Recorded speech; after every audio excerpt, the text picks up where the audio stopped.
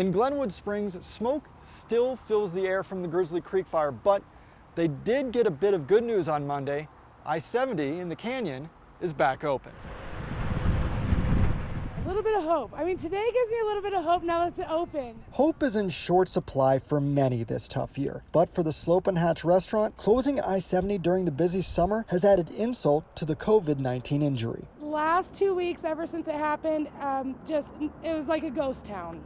Nobody's here. There were a few more people back Monday, but some businesses stay closed for fire and highway closures. Today, now that they opened it this morning, has actually been a little bit busier, but still super slow. The reopening of I-70 has resulted in more of a trickle for businesses here rather than a flood, and the damage is done. It was kind of scary to see all the destruction from it.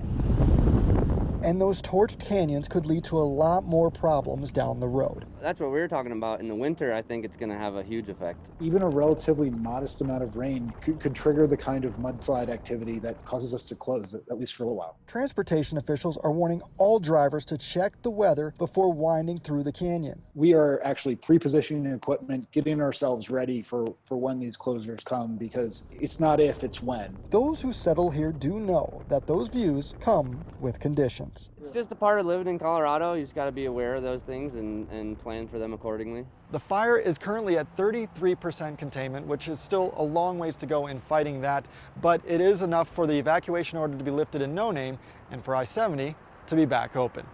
Reporting in Glenwood Springs, Sean Toll, Denver 7.